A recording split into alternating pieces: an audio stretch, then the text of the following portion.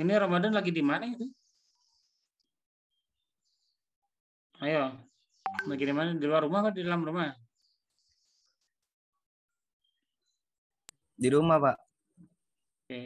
Putri, kenapa ngelihatnya gitu? Apa ada dua kamera? Put, Pras TV. Iya, Pak. Oh, yang satu HP baru, satu laptop baru gitu. Enggak, cuma lihat tadi filenya. Oke, karena Putri sambil lihat laptop, berarti kan sambil belajar ya. Saya mau tanya, Put. Judul hari ini apa, Put? Tadi ada kas, hutang, sama apa ya, satu lupa. Yang satu lagi, ini ada nih tulisannya. Likuiditas. Jadi kas, likuiditas, dan manajemen hutang. Nah, Put, kenapa pada manajemen hutang kita bicara likuiditas, sementara pada manajemen piutang kita bicara persediaan? Kenapa, Put?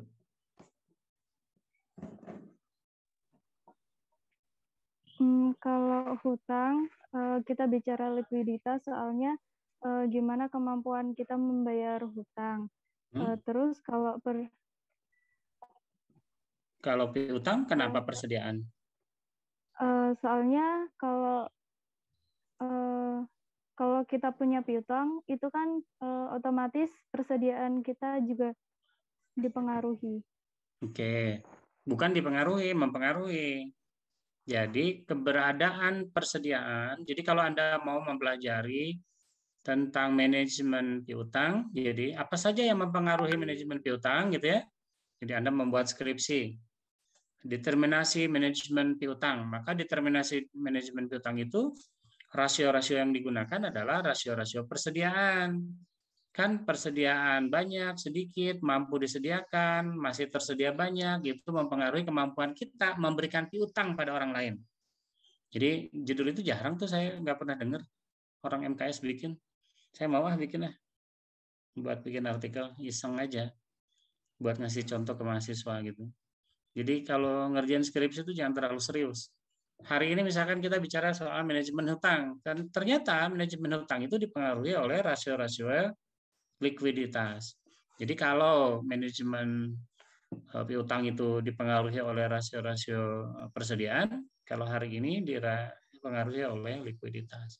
Nah, patut dipahami bahwa hari ini yang kita bicarakan bukan hutang secara umum, tetapi hutang jangka pendek. Sama seperti piutang juga, piutang yang dimaksud adalah piutang jangka pendek, bukan jangka panjang. Jadi kalau jangka panjang kita nggak pakai kata manajemen hutang, tapi kita lebih sering menggunakan istilahnya manajemen investasi. Jadi yang sifatnya pembelian gedung, tanah, bangunan, mesin itu disebutnya bukan manajemen hutang, tapi manajemen investasi. Jadi beda diksi ya, beda diksi. Oke. Hari ini kita akan mempelajari beberapa istilah baru. Istilah pertama yang akan kita pelajari adalah float. Apa itu float? Apa komponennya? Apa tanggung jawab manajer keuangan terhadap float ini? Ya, kira-kira begitu ya. Nah, manajer keuangan yang kita pelajari pada hari ini ada satu bidang manajer khusus namanya manajer kas. Jadi di antara sekian banyak manajer keuangan ada satu lagi namanya manajer kas. Manajer kas ini khusus dia hanya bergerak di bidang kasnya saja, harus keluar dan masuknya saja.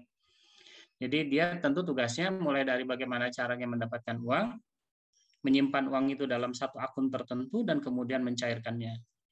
Kemudian kita juga akan bicara tentang metode pembayaran, metode transfer ya maksudnya.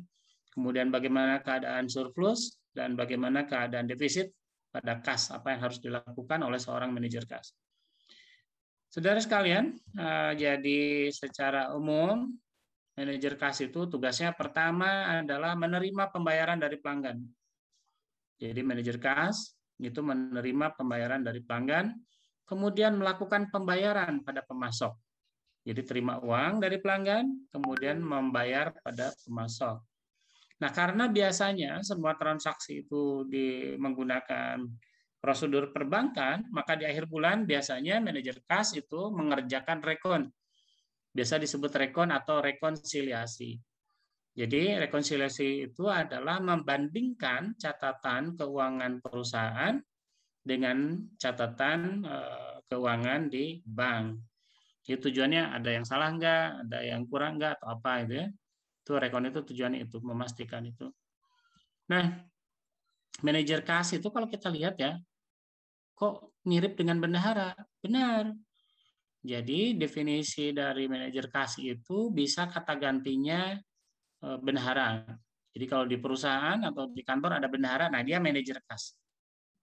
Jadi manajer kas, bendahara, ada satu lagi definisi yang lain namanya treasury. Treasury itu juga sama mempelajari, bertugas untuk mengelola keuangan, berperan sebagai kurang lebih mirip dengan bendahara atau manajer kas. Jadi kalau nanti Anda melamar pekerjaan atau mendapatkan pekerjaan, kemudian ditempatkan sebagai manajer kas, Lutfi sebagai manajer kas, Halim sebagai treasury, Fatur Rahman sebagai bendahara, itu sama pekerjaannya. Cuman 3 ini yang paling pokok. Terima uang dari orang yang beli, membayar pada para pemasok, dan kemudian mengecek rekening bank apakah ada gejolak itu apa ya? Ada selisih enggak gitu antara catatan kita dengan catatan bank. Nah, saudara sekalian, kita akan mempelajari salah satu tugas dari manajer kas itu adalah menghindari itu tidak mungkin ya, mengecilkan float. Nah, kita pelajari dulu float itu apa.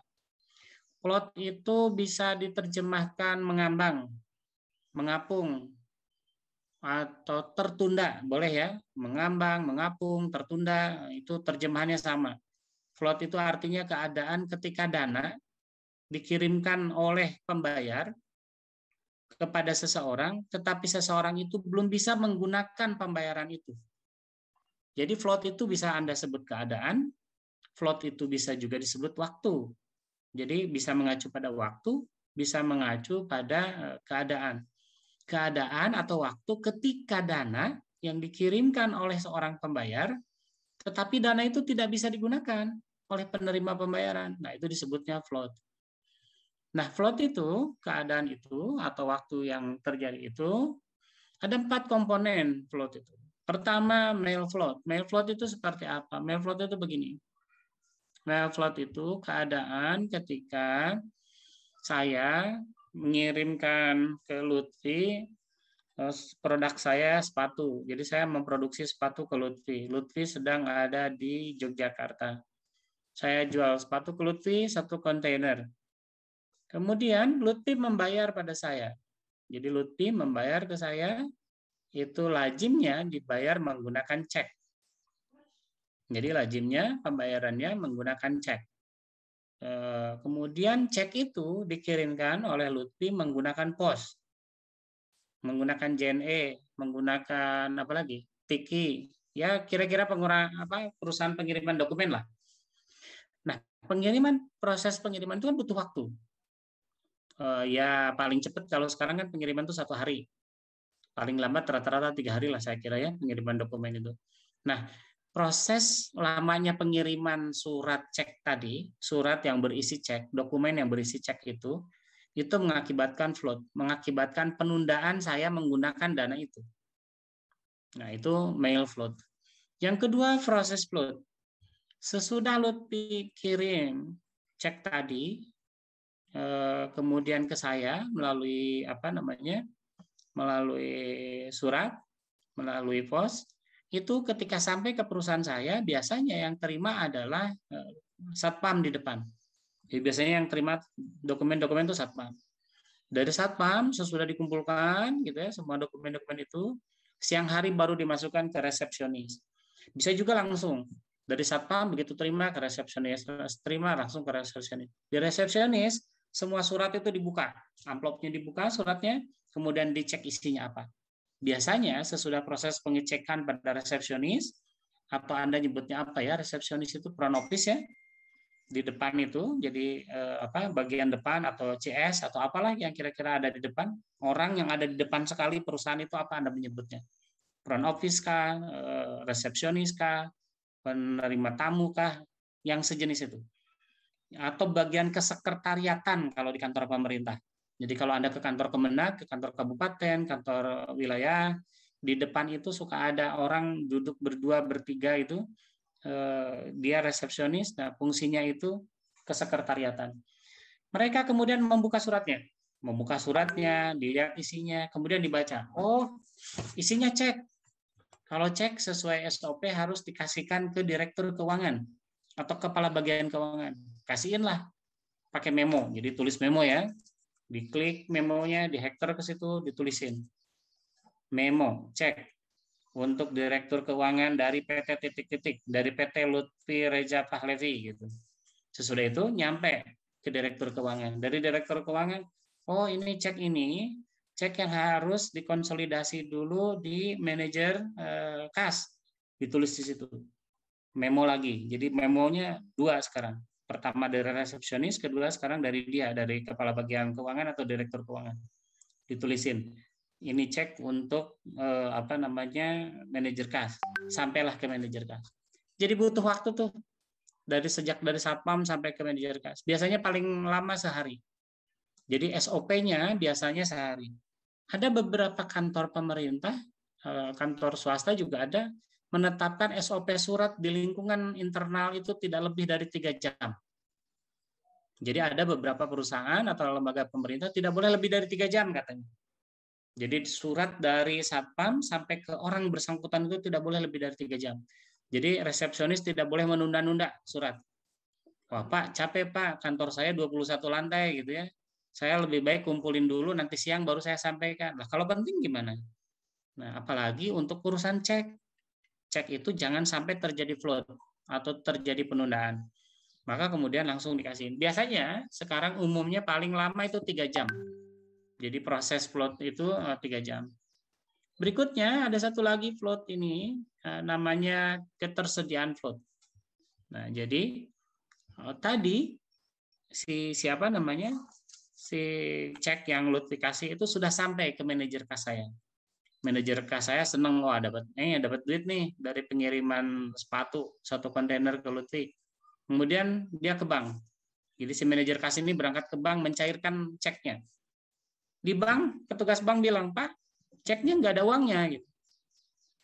Jadi Lutfi ngasih cek ke saya, itu nggak ada duitnya. Bolehkah? Boleh. Itu bukan kejahatan. Nah, tetapi harusnya dikasih tahu dulu.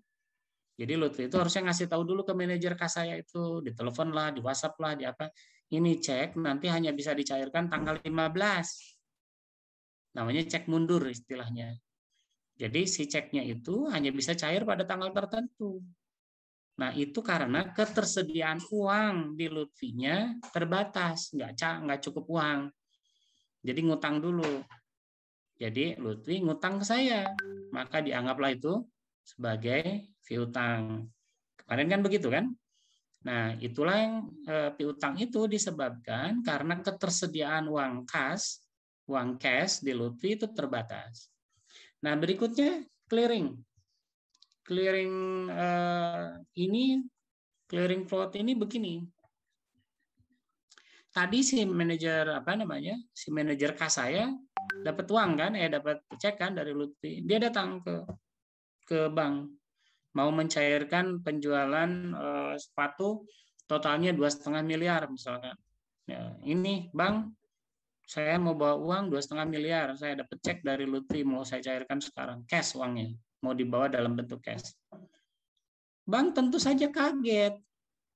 Itu uang besar itu, nggak bisa nyediain uang tiba-tiba 2,5 miliar. Bank manapun sama, nggak ada orang kamu datang, misalkan Lutfi punya, jangankan cek, Lutfi punya uang, punya tabungan duit Lutfi gitu ya, datang ke bank, mau mengambil duit nih 2,5 miliar, pasti banknya ngomong lah, kenapa nggak ngomong dulu? Nah itu karena ketersediaan uang di banknya terbatas. Ketersediaan uang bank itu bisa terbatas karena beberapa hal, misalkan karena dia hanya kantor cabang pembantu, karena dia hanya kantor kecil di kota kecil gitu. Tidak lazim orang menyimpan uang. Jadi bank itu tidak lazim menyimpan uang terlalu besar. Tidak terlalu besar di bank itu tidak lazim. Uang itu terbatas. Jangankan gitu.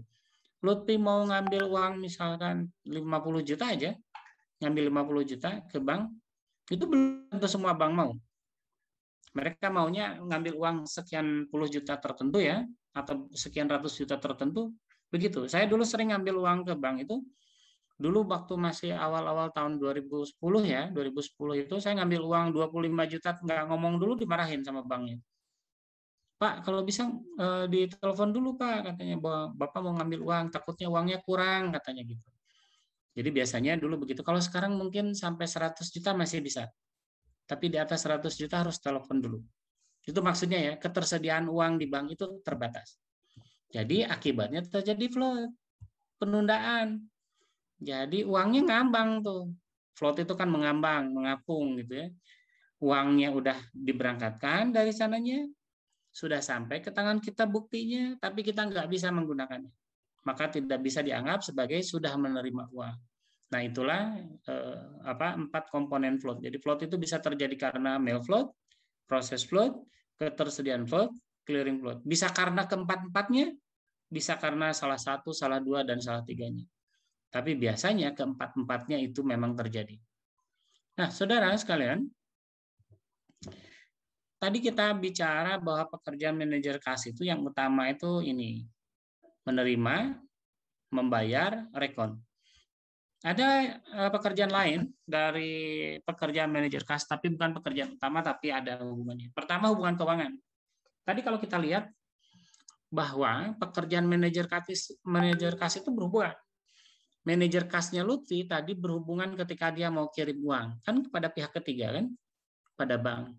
Manajer kas saya juga ketika mau ngambil uang berhubungan lagi dengan bank. Nah, manajer kas itu salah satunya punya hubungan keuangan dengan pihak ketiga. Jadi urusan manajer kas itu termasuk salah satunya adalah berhubungan dengan pihak ketiga.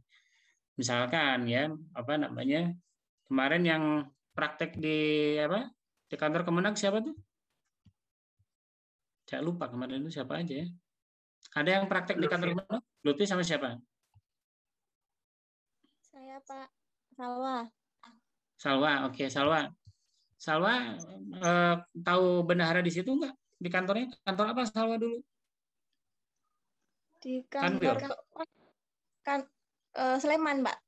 Sleman, oke. Nah, tahu bendaharanya? Bapak, Ibu? Tahu. Ibu-ibunya ada 4 kalau nggak salah. 3. Berarti ada 3 satker. Satu bendahara memegang beberapa satker, Pak. Oh, ada satu bendahara pegang beberapa? Iya. Oh, jadi nggak masing-masing gitu? Bukan. Biasanya harusnya punya masing-masing.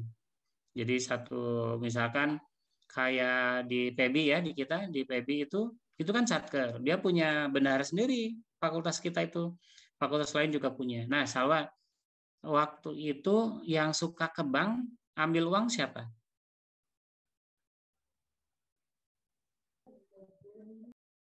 Biasanya Ibu Eva. Ibu Eva itu bendahara? Iya.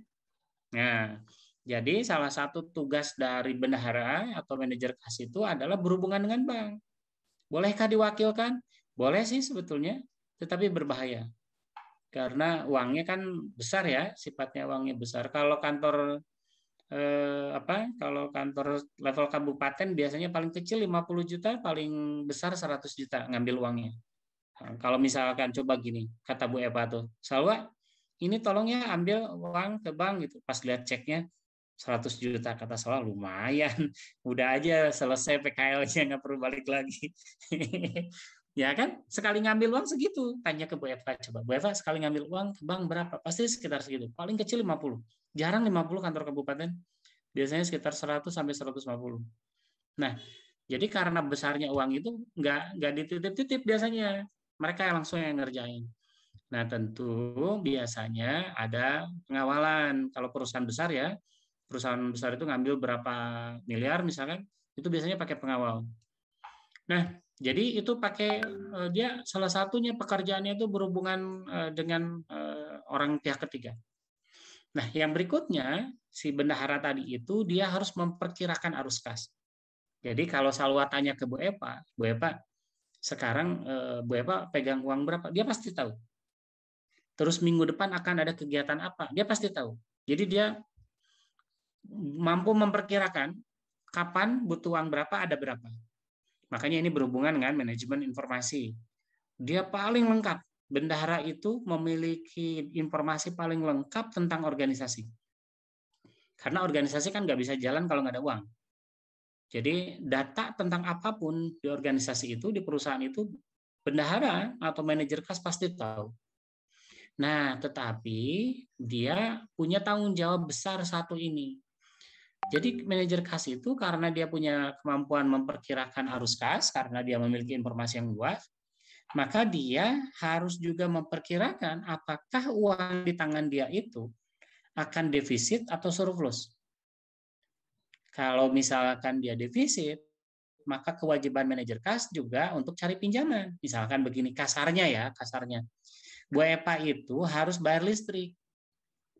Listrik kantor kabupaten ya kira-kira sekitar 600-700 lah, atau paling tinggi 1 juta bayar apa PLN itu.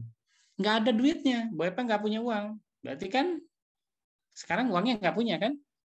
Nah, dia nggak perlu ngomong ke kepala Kemenag, Pak Kepala, ini kita nggak bisa bayar listrik Pak sekarang 1 juta, nggak perlu ngomong gitu. Nah, paling kata kepala Kemenagnya juga ya kan kamu tugasnya itu kerjain gitu. Nah, biasanya Bu Epa itu akan minjem uang di koperasi pegawai. Apapun lah caranya terserah. Nah, pinjamannya sifatnya jangka pendek. Kenapa? Karena kalau misalkan cara tata kelola keuangannya baik, dia nggak butuh waktu lama untuk punya uang lagi. Bu Epa itu cukup ngeprint surat perintah pencairan dana SPPD, kemudian SPTBY, surat perintah membayar, sudah. Dia tinggal ke bank, ambil tinggal ke KPN, proses pencairan di bank, nanti tinggal ambil uangnya. Ada lagi dia uang lagi 100 juta. Jadi di saku dia itu harus selalu ada uang kira-kira sekitar 100 sampai 150. Nah, jadi bendahara atau manajer kas itu harus memutuskan ketika nggak ada uang dia harus cari pinjaman sendiri. Pinjaman jangka pendek. Tapi kalau dia kelebihan uang harus berinvestasi. Mau dikemana ini uang? Kecuali manajer kas atau bendahara di kantor pemerintah.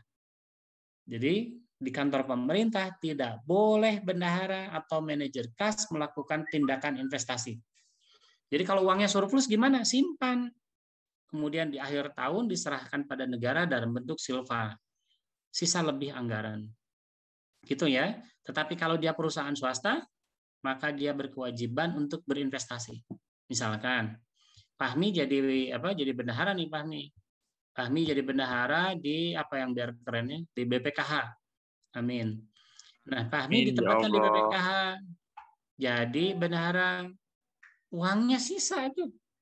Kan orang paling berangkat haji itu setiap tahun paling berapa triliun? Enggak besar itu. Sementara kan uang haji itu total itu ada 103 triliun. Besar sekali. Nah, yang digunakan setiap tahun berapa sih? Paling enggak gede-gede. Enggak besar-besar gitu. Ah, paling berapa? Paling miliar lah. Yang enggak nyampe triliun kayaknya. Sisanya dikemanain? Wah, surplus nih. Pakai jajan? Enggak. Sisanya itu diinvestasi. Jadi, lembaga pemerintah juga dibolehkan menginvestasikan uangnya ketika dia surplus. Lembaga pemerintah yang mana? Yang sifatnya badan layanan yang memiliki badan hukum. Jadi, lembaga negara yang boleh mendapatkan laba itu seperti BUMN, BUMD, itu boleh berinvestasi. Tapi kalau lembaga negara yang sifatnya pelayanan publik, itu tidak boleh berinvestasi. Jadi gitu ya bedanya ya. Jadi tugasnya kalau gitu manajer kas itu banyak, ya banyak. Tetapi tugas pokoknya hanya 3 tadi. Mengumpulkan, mencairkan, rekonsiliasi. Kadang-kadang orang menyebut begini, ini boleh juga nih. Mengumpulkan, mencairkan, mengumpulkan, menyimpan dalam satu akun, kemudian mencairkan, itu boleh. Karena katanya rekon itu bukan tugas rutin, karena dilakukannya kan sebulan sekali. Nah, sementara yang 3 tadi itu mengumpulkan, menyimpan dalam satu akun, mencairkan itu tugas sehari-hari. Gitu logikanya. Tapi manapun boleh lah, asal ada argumen. Ini waktunya tinggal 1 menit, nanti kalau habis masuk pakai link yang sama ya.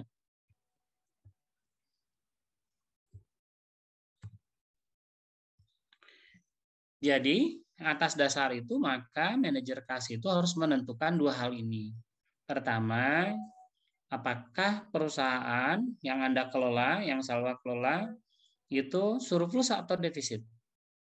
Itu harus mampu menentukan itu. Yang kedua, kalau misalkan surplus atau defisit, artinya ada selisih ya, tidak nol, bagaimana kelolaannya, bagaimana mengelolanya? Nah, itu yang harus kemampuan menentukan yang harus dimiliki oleh seorang manajer kas. Nah, sekarang kita akan mulai masuk ke bagian pengumpulan.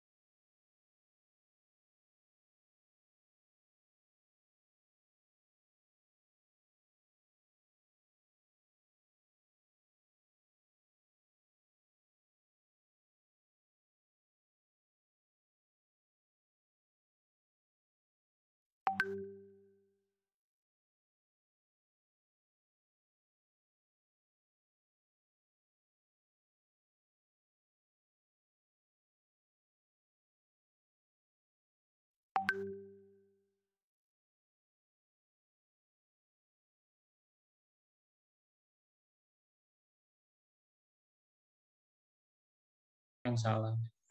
Bahwa COVID itu memang skenario dibuat orang sakit, betul. Tetapi bahwa COVID nggak ada, bodoh. Gitu. Ada, benar. Tetapi bahwa siapa yang sakit, gimana sakitnya, berapa orang yang sakit, harus obatnya di mana, itu memang diatur. Yang ngaturnya itu yang jahat.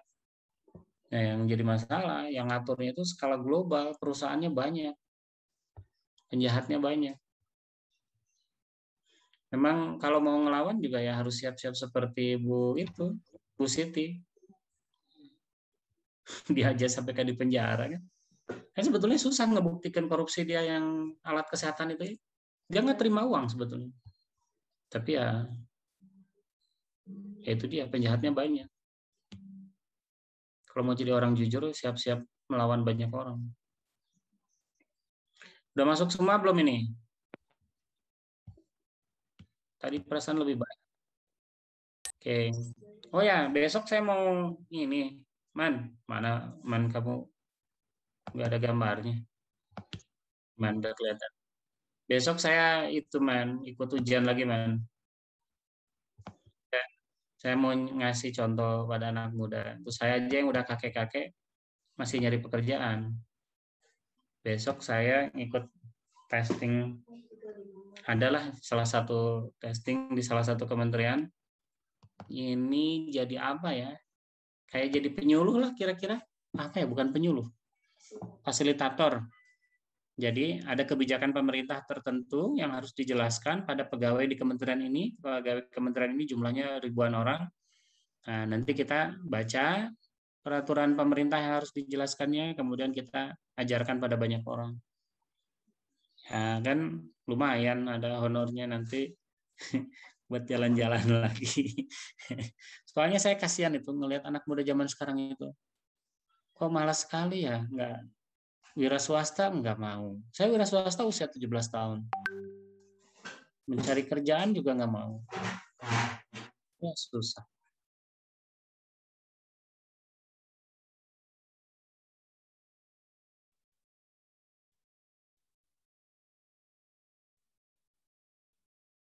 Man, saya bisnis pertama kali itu modalnya apa? Nggak ada. Saya nggak punya modal. Saya pinjam dari Sarana Jabar Ventura 198 juta. Apa saya paham keuangan? Enggak.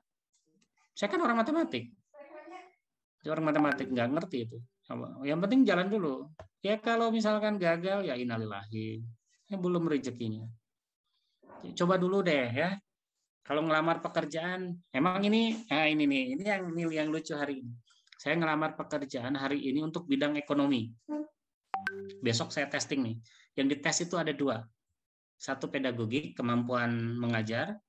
Yang kedua itu kemampuan pemahaman saya tentang ekonomi. Padahal saya bukan sarjana ekonomi, man. Tapi lulus minimal seleksi administrasinya udah lulus. Apa? Nah, itu dia. Jadi, kalau kamu nanti ngelamar aja dulu. Jangan bilang, wah ini nggak sesuai nih, yang dimintanya juga misalkan harus sterek gitu. Gampang lah. Pura-pura sterek aja. Yang penting usaha dulu ya, man ya. Nah, nanti kalau ada lowongan apa-apa, kamu kasih tahu temennya, ayo kita ngikut, ngelamar ini, ngelamar itu gitu. Tapi kalau ngelamar calon istri, jangan ngajak-ngajak. Nanti kamu yang pengennya, yang lain yang dapatnya. Silakan. Oke, kita teruskan. Udah kumpul semua kayaknya ini. 20 orang berarti. Yang nggak datang berapa orang, teman? Wah, bahaya. Yang 10 orang kasih tahu tuh. Oh, man, bentar. PJ kelas ini siapa? Kamu bukan? Oke. Nanti sesudah pertemuan ke-14, kamu kan ngasih rekap ke saya. Ngasih rekap isinya 14 pertemuan, siapa saja hadir, tidak hadir, dan saya ingin dibuat keterangan. Terlambatkah atau tidak? Lengkap itu artinya selesai dari awal sampai akhir atau tidak? Sepengetahuan kamu aja. Ini misalnya orang ini sering masuk cuman awalnya doang. Nah, itu dikasih tanda ya, dikasih ciri pertemuan keberapa dia melakukan itu. Seingat kamu aja. Karena begini, saya kemarin ada diskusi dengan beberapa teman tuh, kita khawatir sekali, takut dengan kualitas kalian belajar itu. Kalau di kelas kan saya bisa lihat langsung kan. Misalkan Wahyu tiba-tiba kelihatan ngantuk, oh ya saya kasih kopi gitu ya, saya kasih coklat, ini Wahyu, saya kasih coklat, kasih kopi. Terus misalkan masih ngantuk juga, ke itu dulu, ke apa namanya, ke kamar mandi dulu, ke WC, cuci muka Wahyu, diantar sama Fahmi. Itu udah gitu masih gitu juga ya, dilemparin lah pakai penghapus. Bangun kamu kan gitu. Kalau di kelas gitu. Kalau ini kan susah. Kameranya kan jarang nyala. Saya kayak orang gila sebetulnya ngomong gitu sendiri. Nggak tahu mahasiswanya dengar atau enggak. Nggak kelihatan. Makanya untuk beberapa dosen kan seperti Pak Safik itu mewajibkan menyalakan kamera dari awal sampai akhir. Karena itu dosennya nggak tahu persis apakah mahasiswanya mendengar atau tidak.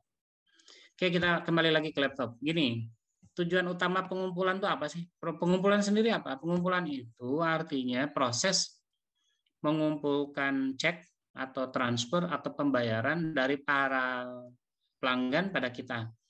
Nah, tujuan mencari metode cara pengumpulan yang baik itu untuk mengurangi komponen float.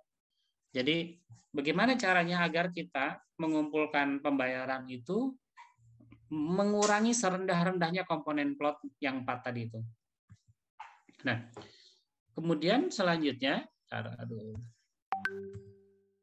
jenis pengumpulan itu ada 3. Jadi jenis pengumpulan yang umum itu ada 3. Pertama, field bank system itu, field banking system itu artinya pengumpulannya dilakukan full oleh oleh bank. Jadi bank mengumpulkan cek, baik cek yang sifatnya pembayaran dari pemasok, dari pelanggan pada kita, maupun dari kita ke pemasok.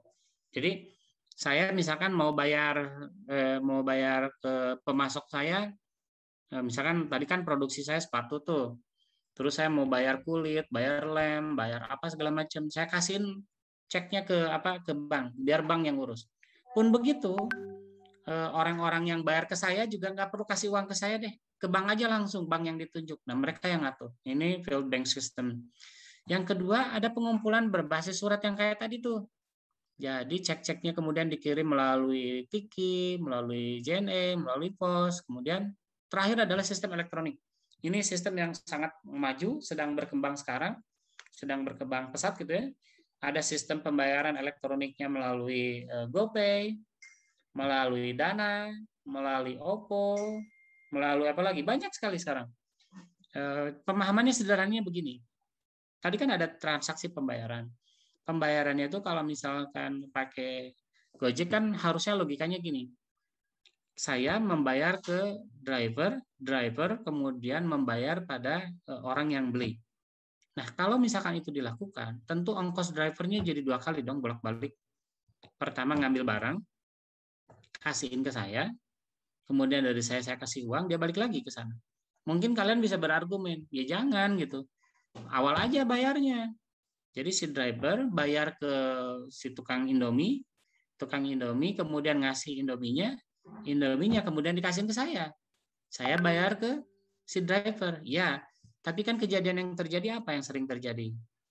Itu ada transaksi bakso, transaksi pizza, 1 juta, 2 juta, 3 juta, pas nyampe ke alamat yang bersangkutan orang yang nggak ada. Jadi pembayaran cash itu berbahaya. Oleh karena itu, orang kemudian menggunakan pembayaran yang elektronik tadi. Jadi pembayarannya dilakukan oleh orang ini melalui GoPay. GoPay ditransaksikan oleh Gojek. Gojek ambil keuntungan 10%. Nah, keuntungan 10% ini untuk memperbaiki situs dan seterusnya. Nah, kalau Anda menjadi menjadi manajer kas, Anda pilih-pilih tuh mana yang paling murah menurut Anda. Field banking system, sistem elektronika, atau sistem pengumpulan berbasis surat. Ketiga-tiganya ada untung ruginya. Pengumpulan berbasis surat tentu murah. Karena nggak peduli berapapun isi ceknya, surat sekarang kemana-mana kan paling tinggi 13.000. Jadi kalau kita kirim surat, amplop gitu ya, isinya cek, paling mahal itu isinya kan 13.000. Kalau sistem elektronik, itu dipengaruhi oleh besaran. Kalau kita misalkan pakai Dana, pakai Oppo, pakai apa, itu kan ada persentase. Kayak GoPay itu kan persentasenya 10%. Jadi kalau kita beli Indomie goreng, itu 10% untuk Gojek, 10% untuk pajak. Belum lagi 10% atau 20% keuntungan. Jadi harga akan naik gitu kalau kita pakai sistem elektronik yang seperti itu. Karena tergantung dengan nilai pembayaran. Kalau banking system apa? Banking system menguntungkan, cepat, transaksinya aman gitu. Tapi ada nilai nominal. Jadi nggak bisa uang kecil-kecil. Kan masa iya sih saya transaksi pembayaran pakai cek, di cek itu saya tulis harga nasi goreng misalkan 25.000 kan nggak mungkin. Nggak tentu merugikan karena harga buku ceknya juga berapa. Jadi harus dihitung seperti itu. Sekarang berikutnya ruang lingkup mekanisme transfer. Jadi mekanisme transfer itu ada 3. Ada pemeriksaan transfer penyimpanan, transfer debit clearinghouse otomatis, dan transfer kawat. Ini mengakibatkan mekanismenya menjadi 3 juga. Jadi ada depository, pakai sistem deposit ya. Adakah uang yang ada di situnya? Ada pakai automatic debit clearinghouse transfer. Kalau ini sistemnya biasanya dikerjakan oleh bank, ada akun tertentu di mana setiap saat kemudian dicek berapakah uang yang masuk dan yang keluar. Ada yang sistem transfernya menggunakan kawat. Kawat ini kalau Anda menyebutnya pakai telex. Kalau zaman sekarang nyebutnya telex. Bahasa Indonesianya diterjemahkannya telex. Kalau zaman dulu disebutnya kawat. Jadi kawat dari atau telegram lah kira-kira kalau zaman dulu itu. Ya intinya sih sebetulnya pembayaran itu ada banyak cara. Bisa menggunakan mekanisme yang 3 ini. Nah, hutang dagang itu kemudian manajemen hutang dagang itu saya definisikan begini. Jadi manajemen hutang dagang itu adalah manajemen waktu yang berlaku atau berlalu antara pembelian bahan mentah dan pengiriman pembayaran ke pemasok itu dilakukan oleh kita sebagai manajer kas. Jadi artinya begini, ketika kita ada cek yang diminta untuk ditransfer sejumlah tertentu pada pemasok, kita tidak mesti serta-merta membayar. Jadi kalau kita ditagih seseorang untuk membayar itu tidak serta-merta membayar. Kita cek dulu apakah bisa ada penundaan atau tidak. Jika bisa, maka gunakan waktu itu. Jadi uang akan lebih baik kalau tersimpan lebih lama di kita.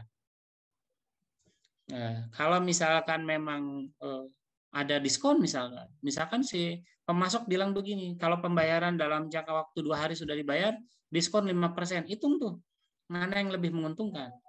Kita mengambil diskon atau uangnya kita putar dulu. Jadi kita harus bayar nih ke pemasok 1 miliar. Tapi kita juga punya kesempatan uang 1 miliar itu diputerin dulu. Kemudian menghasilkan uang, dijual, kita bayar. Nah, kalau misalkan bisa kira-kira lebih menguntungkan itu yang digunakan.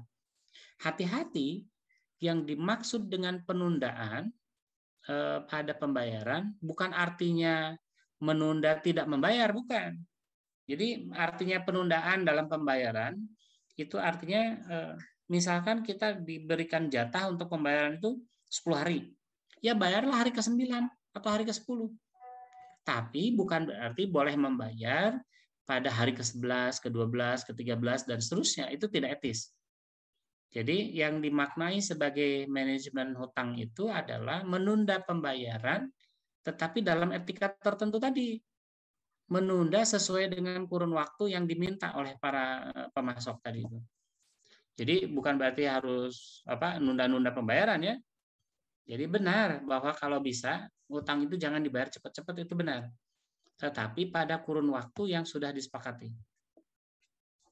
Nah, metode pencairan itu ada 3 jenis. Ada metode pencairan itu modelnya ada perusahaan yang menetapkan zero balance account. Itu caranya begini. Jadi kalau misalkan Anda ya ditempatkan, misalkan Syarifah jadi manajer kas menggunakan zero account ini. Gimana caranya? Caranya begini, pada kurun waktu tertentu taruhlah 1 hari. Setiap hari itu Syarifah itu tentukan berapa cek yang harus dibayar dan berapa cek yang harus kita terima dari orang lain. Kalau ternyata sifatnya defisit, kita bayar langsung. Kalau sifatnya surplus, surplusnya diambil langsung.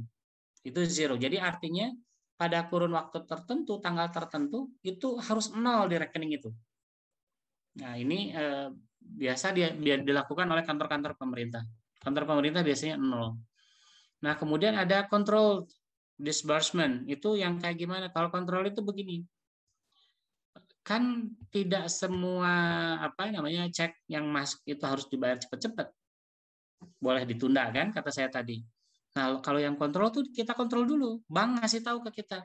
Jadi bank tuh telepon, memberi kabar bahwa ada cek untuk harus dibayar ini. Ada cek yang bisa dicairkan ini. Kalau yang cek harus bisa dicairkan tentu kita umumnya diambil. Tapi cek yang harus kita bayar kita pikir dulu. Ceknya benar enggak, tagihannya benar enggak, apakah benar dikirimkan ke alamat yang itu, apakah benar ada transaksi dengan orang itu dan seterusnya. Itu kontrol itu maksudnya begitu. Jadi dikontrol betul apakah uang keluar itu memang harus dibayarkan atau tidak pada saat itu. Satu lagi, sistem kontrol itu pembayaran positif. Kalau kontrol disbursement itu lebih cenderung pada persoalan manajemen waktu. Kalau pembayaran positif nggak dicek apakah kemungkinan ada penipuan atau tidak gitu. Apakah ceknya palsu atau tidak dan seterusnya. Itu bedanya. Jadi metode pencairan ada 3, zero balance account atau biasa disebut ZBA, ada controlled disbursement, ada pembayaran positif.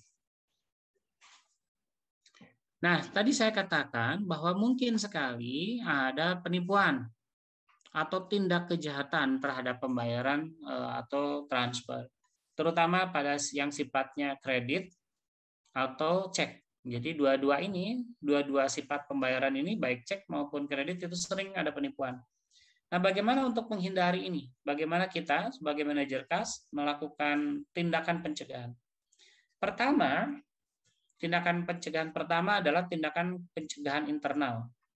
Jadi kita harus membuat kebijakan atau prosedur di perusahaan kita tentang bagaimana cara membuat dan mencairkan cek. Jadi pertama kali harus dibuat itu prosedurnya. Jadi kalau misalkan Syarifah jadi manajer kas, datang ke suatu perusahaan, ditempatkan jadi manajer kas, yang pertama kali ditanya itu aturan. Apa yang boleh dan tidak boleh kita lakukan. Itu pertanyaan yang berkesan rewel tapi penting. Jadi kalau masuk ke perusahaan yang dicek pertama kali, kamu ditempatkan jadi staff manager kas atau kamu langsung dijadikan manajer kas gitu ya. Karena orang manajemen keuangan, ya sudah jadiin manajer aja, manajer kas gitu. Maka yang kamu tanya dulu adalah adakah SOP? Adakah peraturan, adakah kebijakan tentang manajemen kas itu? Tentang bagaimana caranya menulis cek, berapa nominal, siapa, dan seterusnya itu harus jelas dulu. Apakah ada aturannya atau tidak? Yang kedua, kemudian kita harus pastikan di dalam prosedur itu, di dalam kebijakan itu, di dalam SOP itu, pastikanlah bahwa persetujuan, penandatanganan, dan rekon adalah 3 orang yang berbeda. Jadi orang yang meng-ACC pembuatan cek, orang yang menandatangan cek, dan orang yang memastikan cek itu benar atau tidak ke bank, itu 3 orang yang berbeda. Jangan sampai Anda ada di sebuah perusahaan yang menempatkan penulisan cek itu hanya di tangan 1 orang. Artinya kan orang ini bisa seenaknya membuatkan cek untuk keuntungan pribadi. Misalkan ya, persetujuan cek itu harus dari direktur keuangan. Yang menandatangan cek harus direktur utama. Yang rekonsiliasi hanya manajer kas. Kan beda-beda. Dengan demikian, manajer kas nggak bisa ngambil uang seenaknya. Direktur keuangan juga nggak bisa ngambil uang seenaknya. Bahkan direktur perusahaan juga nggak bisa ngambil uang seenaknya. Karena misalkan buku ceknya ada di rekon, ada di manajer kas. Jadi buku ceknya ada di manajer kas, tapi yang nanda tangan orang lain, yang punya persetujuan juga orang lain. Jadi itu pastikan itu. Yang ketiga, menggunakan fitur keamanan pada pemeriksaan. Jadi Anda kalau misalkan Anda terima cek, cek dulu ya. Apakah ada cetakan mikro itu ada cetakan kecil-kecil ya, kayak uang. Coba Anda cek uang-uang Anda itu. Itu kan ada gambar yang kecil-kecil gitu ya, nggak kelihatan. Itu ada atau tidak. Apakah ada watermark, ada tanda air di dalamnya. Cek. Apakah tahan kerusakan? Kalau misalkan cek yang asli itu, dia kuat kayak itu. Nah, kita di perusahaan itu hanya memeriksa fitur keamanan. Sementara yang berkewajiban memastikan ada tidaknya fitur keamanan ini adalah pihak bank. Jadi pencegahan penipuan ini ada di tangan bank. Kalau kita hanya sekedar mengecek saja, apakah cek yang kita terima yang katanya kita harus bayar itu memang benar enggak gitu. Cara yang paling sederhana tentu dikonfirmasi, ditelepon ke yang ngirim cek, tapi kan itu akan menghambat. Bahkan bakal terjadi floating lagi. Kemudian Anda juga bisa membuat batasan maksimum minimum. Jadi artinya begini, cek itu ternyata ada 3 misalnya, ada 3 cek.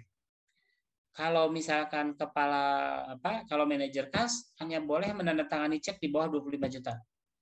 Jadi manajer kas izinnya hanya menandatangani cek di bawah 25 juta. Jadi bank tahu kalau di atas 25 juta itu nggak boleh dicairkan. Dan orang yang bersangkutan juga tidak boleh tanda tangan itu.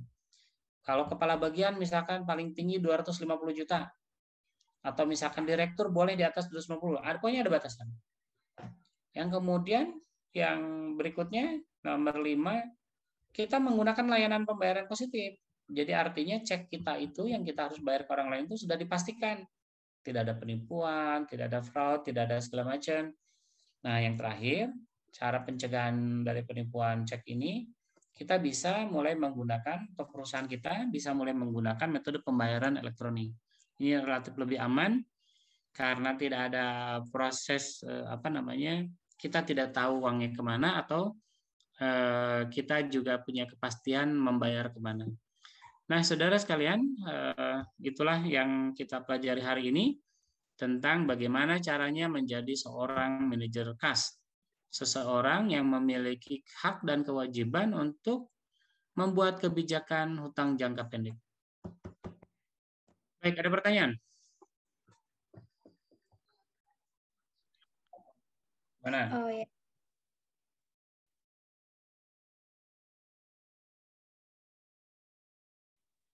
Hmm.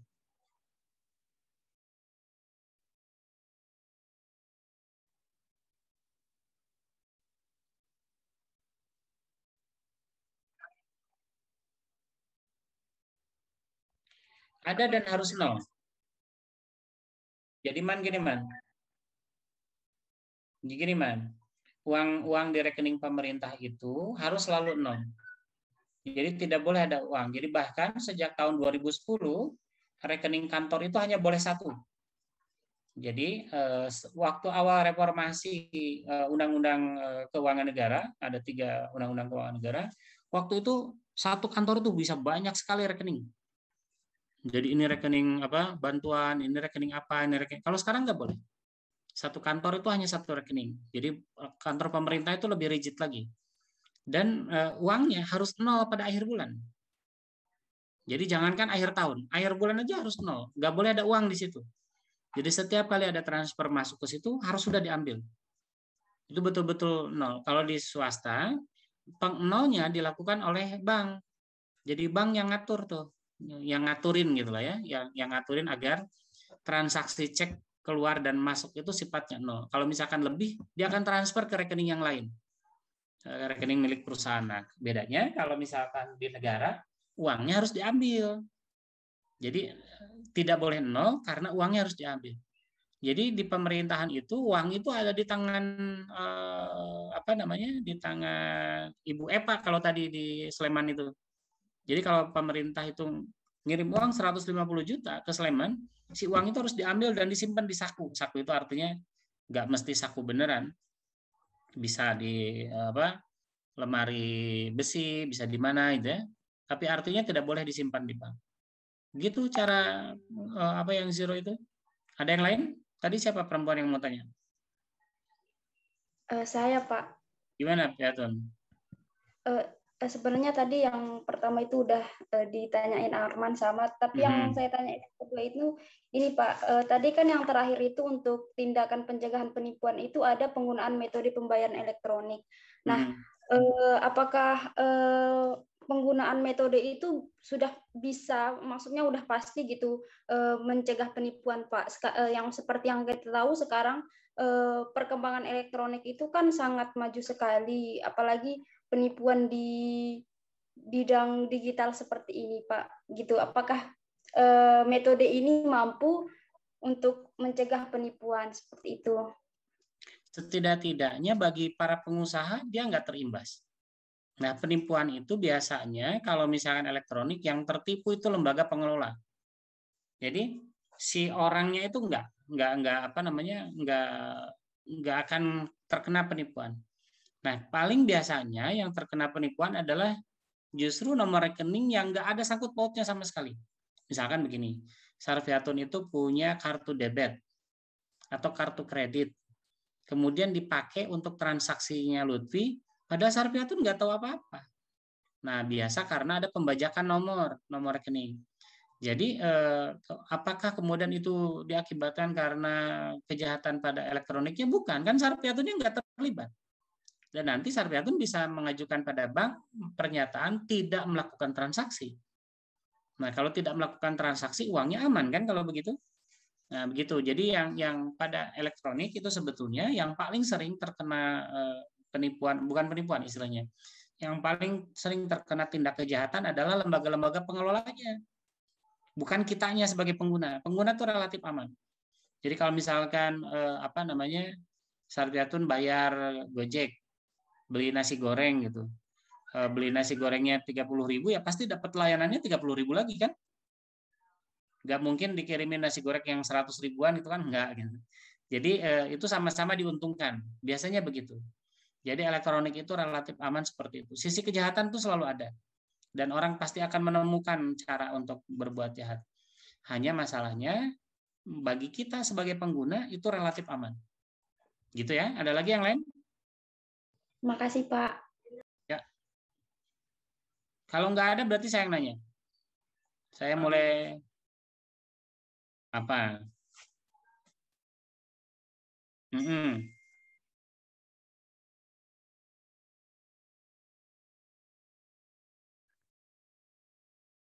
Mm-mm. Gini, pertama, float itu definisinya bukan error, bukan kesalahan, tapi penundaan. Oke ya, float itu maknanya penundaan, mengapung, melambat lah kira-kira. Nah, yang paling sering terjadi itu sebetulnya yang sekarang sering terjadi itu relatif karena memang ketersediaan float, uangnya nggak ada gitu. Jadi kayak tadi Lutfi bayar ke saya menggunakan cek, padahal Lutfinya sebenarnya nggak punya duit gitu. Nah, itu yang paling sering itu terjadi itu begitu. Jadi ada kesalahan perhitungan daripada para pelaku di mana ketersediaan uangnya tidak ada. Nah, kalau misalkan clearing float itu sebetulnya bisa dihindari. Caranya dengan cara mengasih tahu dulu. Tapi kan tetap terjadi float. Artinya begini, misalkan saya mau ngambil uang 2,5 miliar dari bank tempat Halim bekerja. Saya bilang ke Halim, ini saya mau ngambil uang berapa? 2,5 miliar. Pak, 2,5 miliar di bank kecil seperti kami nggak ada, Pak. Harus nunggu, Pak, paling cepat besok. Berarti kan ada float 1 hari. Ngerti nggak?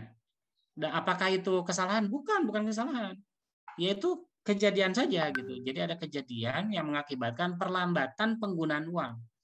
Nah, mana yang paling sering terjadi? Semuanya sering terjadi. Keempat-empatnya. Karena keempat-empatnya berlaku dengan begitu saja tanpa diniatkan itu berlaku. Nah, yang harus kita lakukan adalah mencari cara terbaik agar keempat komponen ini bisa berkurang. Gitu ya. Nah, sekarang saya yang giliran tanya. Saya mau tanya ke Yusril. Yusril. Halo, Pak. Oke, Yusril. Saya mau tanya apa bedanya ketersediaan float dengan clearing float?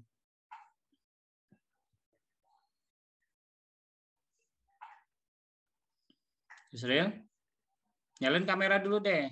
Biar kelihatan kamu bangun atau enggak, ganteng apa cantik. Yusril.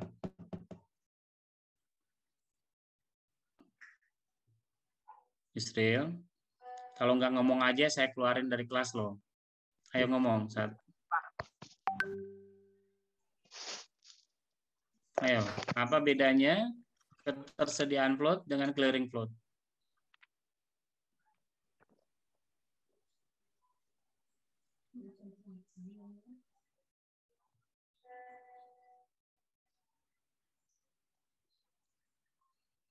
Jangan bilang jaringan ya. Jaringan kamu bagus karena gerakan badan kamu nggak patah-patah. Ayo ngomong. Apa bedanya ketersediaan float dengan clearing float? Kurang paham, Pak. Karena kamu tadi tidur. Makanya nyalain itu kameranya biar nggak tidur. Ayo belajar yang serius. Ayo, jangan macam-macam. Nen, apa bedanya, Nen? Ayo nyalain kameranya. Ini, aduh. Kalau setahu saya yang ketersediaan float itu ceknya hanya bisa dicairkan pada tanggal tertentu. Kalau yang clearing float itu ketersediaan uang di bank itu terbatas. Jadi biar gampangnya begini bedanya, Nen. Kalau ketersediaan float itu persoalannya adalah ketersediaan uang dari orang yang bayar. Kalau clearing float itu ketersediaan uang yang ada di bank. Jadi sama-sama uangnya nggak ada, sama dua-duanya juga. Tapi yang satu itu yang bayarnya, yang ngeluarin ceknya nggak ada uangnya. Yang kalau clearing mah di banknya nggak ada uangnya. Paham, Nen? Nah, gitu ya biar cepat langsung pahamnya. Sekarang Rizky Surya. Iya, Pak. Sebut satu saja cara untuk mengurangi bagi kita di perusahaan, cara untuk mengurangi tindak kejahatan pada sistem pembayaran atau pada cek. Satu, Rizky, sebutin. Membuat kebijakan dan prosedur tertulis Tentang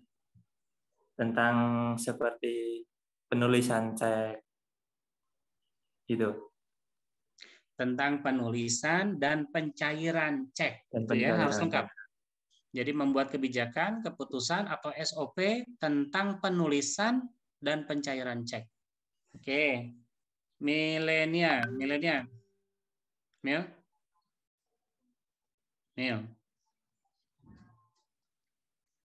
nyalain kameranya Mil. Aduh, Man, teman-teman kamu gimana, Man? Nih, udah nih, udah nyala. Mil, sebutin satu Mil. Untuk menghindari mengurangi tindak kejahatan, gimana caranya? Bagi kita di perusahaan.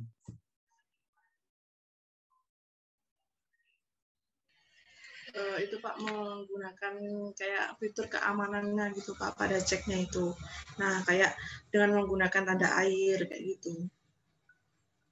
Tadi saya mengatakan itu sebetulnya lebih cenderung dilakukan oleh bank, penerbit cek. Nah, sekarang buat kita perusahaan apa yang harus kita lakukan? Tadi kebijakan sudah, yang kedua apa kira-kira?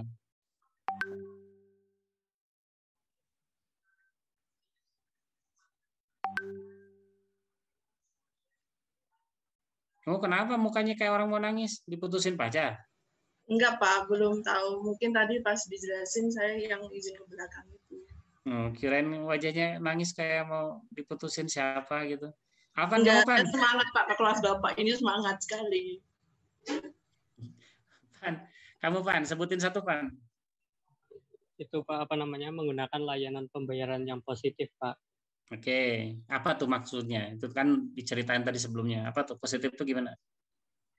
Kayak pembayarannya itu dilakukan.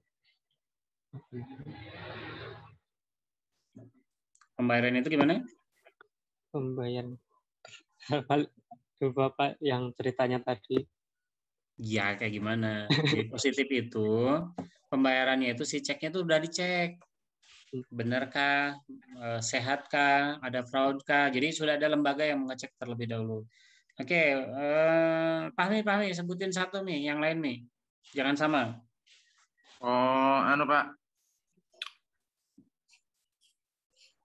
Menetapkan batasan rupiah maksimum dan membutuhkan banyak tanda tangan pada cek, Pak. Maksudnya gimana ceritain gimana? Ceritain yang betul. Gini, Pak. Jadi mungkin kalau perusahaan mau nyairin ceknya itu harus ada batasan maksimumnya, Pak. Misal 200 juta atau berapa, terus butuh tanda tangan dari direktur sampai urutannya ke bawah gitu, Pak. Biar ini, Fahmi, kalau kamu ditanya nanti sama atasannya harus betul ya. Jadi batasan itu maksudnya begini. Jabatan tertentu, posisi tertentu hanya berhak menulis si cek atau mencairkan cek pada nilai nominal tertentu. Misalkan, manajer kas hanya boleh sampai 25 juta. Kepala bagian boleh sampai 250 juta. Di atas 250 juta harus direktur keuangan. Gitu ya? Baik, Pak. Oke, sekarang. Terakhir satu lagi. Irsyad. Iya, Pak. Oke, Irsyad. Sebutin satu lagi. Apa tindakan kita untuk menghindari kejahatan atau penipuan cek? Mungkin lebih ini Pak, kayak meningkatkan pembayaran elektroniknya Pak bagi sebuah lembaga keuangan. Boleh. Berikutnya. Bentar, saya penasaran, pengen ada yang jawab yang lain. Aulia.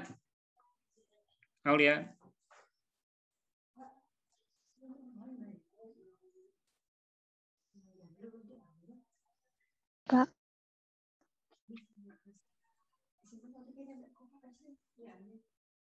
Lupa. Aulia.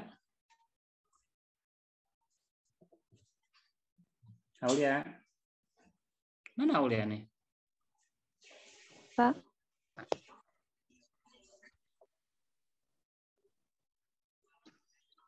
Wah, dibela terus ini Aulia. Kamu aja, Inayah. Iya, Pak. Sebutin satu lagi, satu aja, terakhir. yang memisahkan tugas penerbitan cek, Pak. Jadi Gimana nanti caranya? yang tanda tangan itu berbeda, yang jadi nanti persetujuan sama penanda tangan.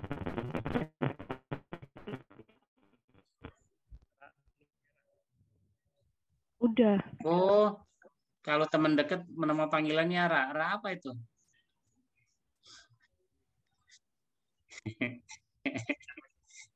Oh gitu. Jadi cuma saya aja yang manggil Inaya dong.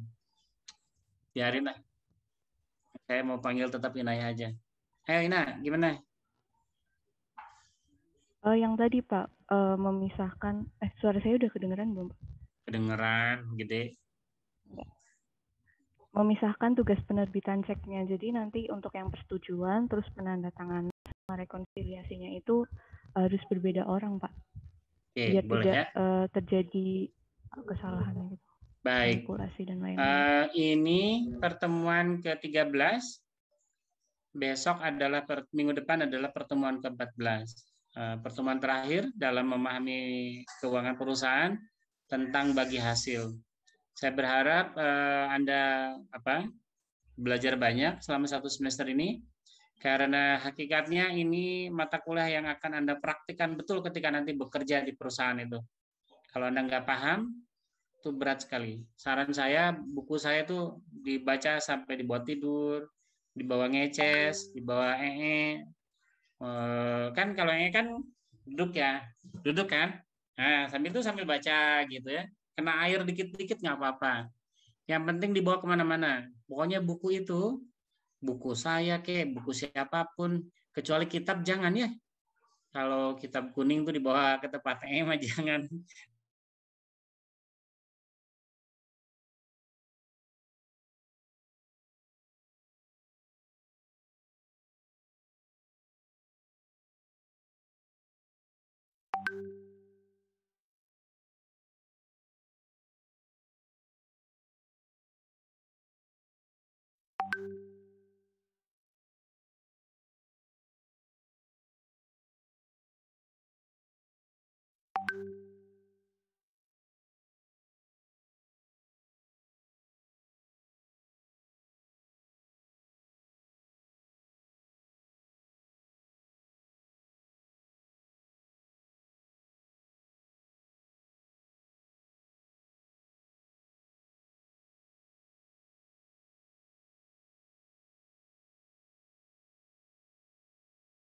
Terima kasih sudah berkenan masuk ke kelas saya, belajar bersama saya. Semester depan berarti sudah mulai skripsi ya.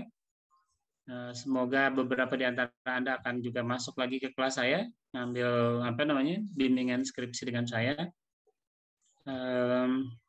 Ya semoga cepat jadi sarjana lah, tapi sarjana yang ada isi kepalanya, bukan sarjana yang isi kepalanya kosong melompong gitu ya. Jadi biar bisa beraksi untuk humanita, untuk beraksi untuk kemanusiaan lebih banyak, ya. Biar nggak sia-sia lah sekolah. Ngapain sekolah bayar mahal-mahal tapi nggak paham apa-apa. Saya ucapkan sekali lagi terima kasih. Semoga ilmu Anda bermanfaat bagi saya maupun bagi Anda sendiri. Biarkan teman-teman yang berusaha masuk tetap masuk, kita sama-sama keluar sambil mengucapkan hamdalah. Alhamdulillah. Alhamdulillah. Terima kasih ya. Assalamualaikum. Waalaikumsalam.